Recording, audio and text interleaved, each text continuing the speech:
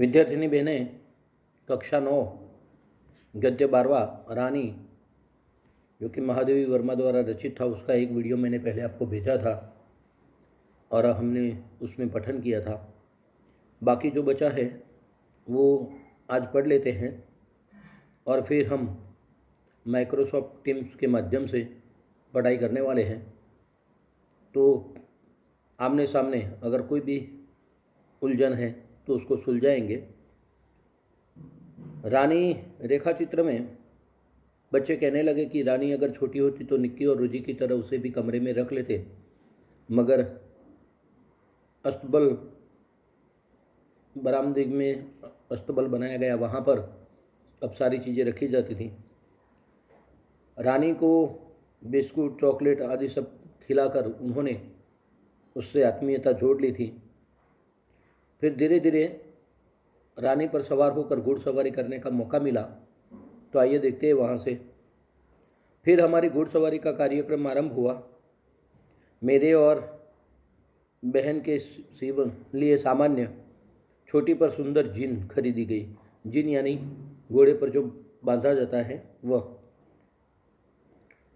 भाई के लिए चमड़े के घेरे वाली ऐसी जीन बनवाई गई जिससे संतुलन खोने पर भी गिरने का भय न हो। बाहर के चबूतरे पर खड़े होकर हम बारी बारी से रानी पर आरूढ़ होते। आरूढ़ होना यानी उस पर बैठना, और छुट्टन साथ दौड़ता हुआ हमें घुमाता। सवेरे भाई बहन घूमते और स्कूल से लौटने पर तीसरे पहर या संध्या समय मेरे साथ यह कार्यक्रम दोहराया जाता। परंतु ऐसी सवारी से हमारी विद्रोही प्रकृति कैसे संतुष्ट हो सकती थी।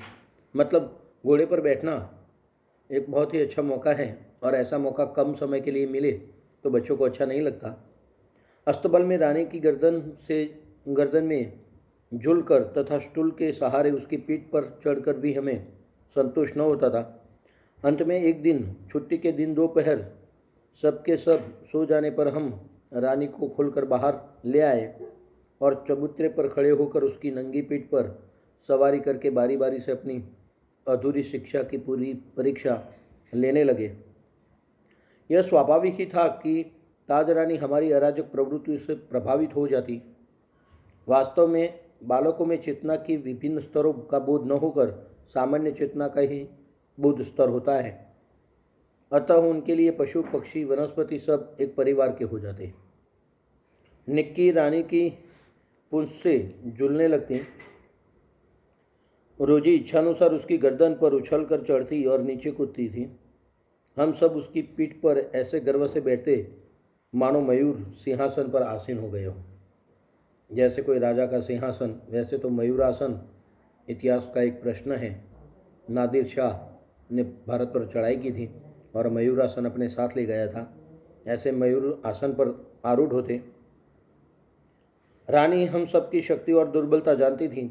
उसकी नंगी पीठ पर अयाल पकड़कर बैठने वालों को वह दुल की चाल से इधर उधर घुमाकर संतुष्ट कर देती थी। परंतु एक बार मेरे बैठ जाने पर भाई ने अपने हाथ की पतली संटी उसके पैरों में मार दी।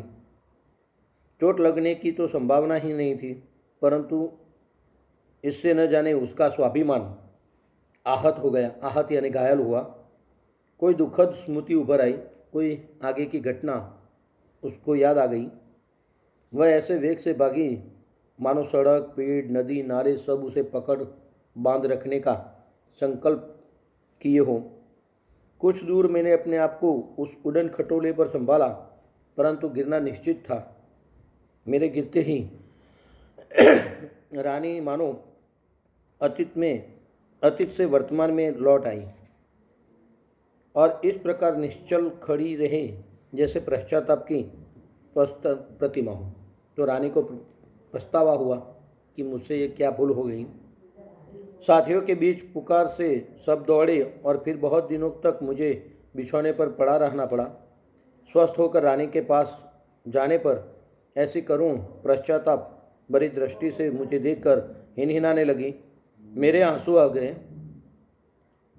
एक बार भाई के जन्मदिन पर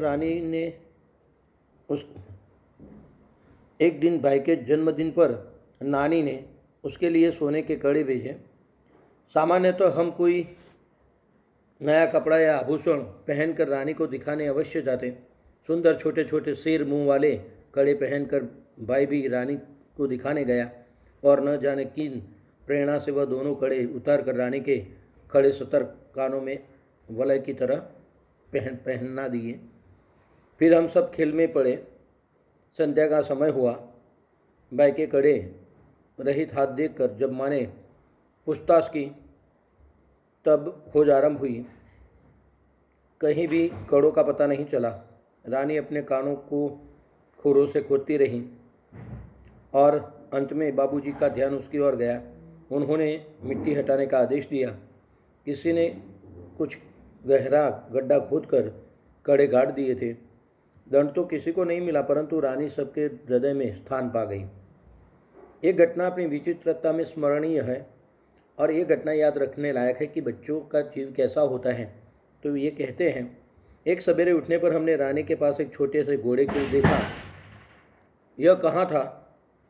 वह यह कहकर हमने मानो रामा को इतना थका दिया कि उसने निरुपाय होकर घोषणा कर दी कि यह नया जीव रानी के पेट में दाना चारा खाकर सो रहा था।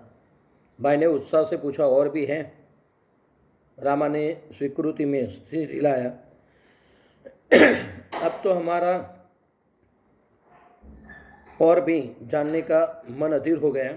हम क्रोधित भी हुए और विस्मित भी। ये छोटे जीव कोई काम दाम करते नहीं और हमको पीठ पर बैठा कर दौड़ाने वाली रानी का दाना चारा स्वयं खा जाते हैं और उसके पेट में लेटे रहते हैं।